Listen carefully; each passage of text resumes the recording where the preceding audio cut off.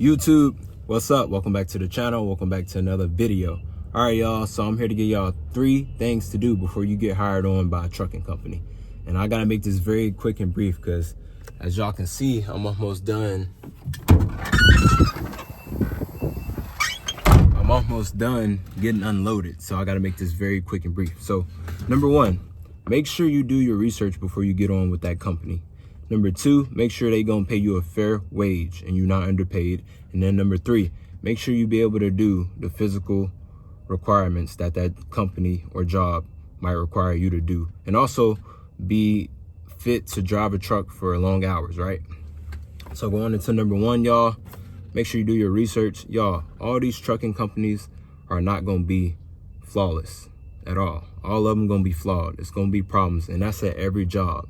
You know, you're not going to work a job and everything's just going to be perfect. You might have to deal with a person. You might have to deal with the physical requirements of the job. Or you might have to deal with, you know, dealing with the boss. You know, the boss or somebody might not like you, right? That's just at every job. You know, that's something we can't control. But the reason I say you want to do your research with the company, because I always like using myself as an example. I got on at Quikrete. I looked at the money. I was like, okay, 60 to 80K, that's enough to maintain my lifestyle for the current state that I'm in. So I wasn't looking at nothing else but the money, y'all. And I made a mistake. I didn't look at the staff, how the staff treated the employees. I didn't look at the long hours, and I didn't look at how they treated you when you got sick, right? I didn't look at none of that. I just looked at the money. So that's why I'm telling y'all, hey, do your research before you get on with that company, because they can talk that good talk when they interviewing you, saying, hey, this is going to be a good opportunity for you and this and that. But whenever you get hired on, it's going to be a different story, or it'll be a different story, right? So make sure you do your research, because just like now, y'all, I'm dealing with a situation. I always tell you, well, I told y'all in the other videos that I was dealing with a situation that I worked all these hours for over the 2.5 to 3 years that I've been here. And now that I've had to deal with this health condition called rhabdomyolysis, this company told, you know, basically trying to let me go because they put me on a time frame. So I got sick back in September, and I'm still dealing with that, but they gave me till March 1st of 2024, coming up next month, to be able to work back full time. Because like I told y'all in the other videos, I've been working, I wouldn't say part-time, but I just, you know, took less in my day, which I only run 2 loads when I used to run 3. And I used to work 15 hours, and now I work maybe 10, 11 hours. They don't want that. They want me working all day, literally slaving all day. So I noticed the treatment from when I was working hard full time versus now working basically part time is totally different. And it was also getting that way regardless of me being a full-time worker. Like, I noticed sometimes like the staff will leave early, or like it was a couple times where I had broke down and I was trying to communicate with the office staff about my situation, and they wasn't caring, or they weren't trying to help me out. It's basically like it's my truck. This is a company truck. This is not my truck, right? I'm just driving it. So they supposed to help me with this. They wasn't doing that. I'm over here calling the plant manager, the guy that you have to talk to, the big boss, right? He not answering my calls. He not answering my texts. And every time I confronted him or we spoke about it, or even in like safety meetings, he'd be like, he busy.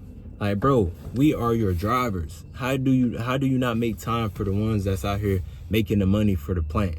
Don't get me wrong. Shout out to the warehouse workers at these different trucking companies. They matter too, but the truck drivers matter.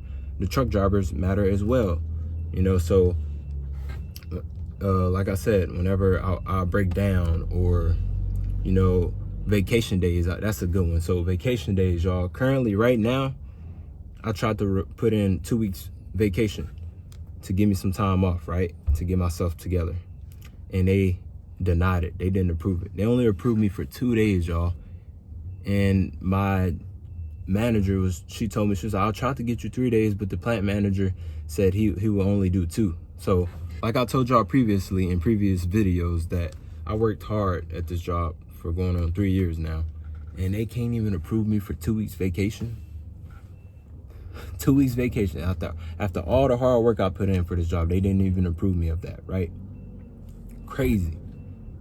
So the treatment with the staff been declining It was cool for about a year or so, maybe a few months, not even a year. But as things changed, they fired people, hired new people. A lot of people left, a lot of people coming, like, you know, that whole shift and rotation, it just been declining with, you know, being in contact with the staff, the plant manager, the people that you're supposed to contact. Because if I didn't contact them, in the case of me breaking down or not coming in or doing my part and communicating, they would have a fit. They would damn near want to fire me for not communicating. But when I try to communicate with them, it's a problem. Oh, we busy. Or, you know, that's not our problem. Or call this person or text this person. It's never, hey, we gonna help you, give us a sec. You know, like I said, early on it was like that, but over the time now it's nowhere near like that. It's not even close. It's damn near like I'm an owner operator, a contract driver, and I got my own truck working for this company. So look at everything before you get on with that company. Let me say that again. Look at everything before you get on with that company that you want to get on. Don't just look at the money. Make sure you look at the staff. Make sure you look at the pay, that goes into number 2. Make sure you look at the hours you got to work, the vacation days, the sick days, all that. Look at all that before you get on with the company that you want to work at. Don't just look at the money. I'm telling y'all. So number 2, make sure you're getting paid a fair wage. Make sure you're not getting underpaid. Like I told y'all in previous videos, I was underpaid at them early on trucking jobs that I got on at, you know, MG. I told y'all about MG. Man, MG was a physical labor job, literally hopping in and out of a truck for about 10 to 12 hours. You know, it wasn't every day. It was like 3-4 days out of the week, but still, it was a physical job. And I was only making $500-600 a week. If that, sometimes it'll be 3 or 4. So make sure that for the work that you're doing for that company, that they also paying you a fair wage. Make sure they not trying to fuck you with your time and hard-earned work, that they not fucking you by underpaying you. Because remember, man, they getting a return on the work that you put in. So make sure you get a return by getting paid a fair wage, you know, especially with the economy we in. Don't settle for nothing less than 35 or 40. You know, if you trying to get on at a company, at least try to get on with 50. Unless you just need to get on at that job that pay 35 to 40 for experience. But I wouldn't say don't even do that, you know. Only do it if you have to, right? But don't be out here killing yourself for a job that's gonna underpay you. Don't even look that direction. Whenever you're looking for these trucking jobs, do not even look for a job that says, hey, you have to work 12 to 15 hours. It's a physical labor job. You gotta move 2,000 boxes in and out of trucks. Like, no. Don't do that. Make sure the hours and the work match your pay.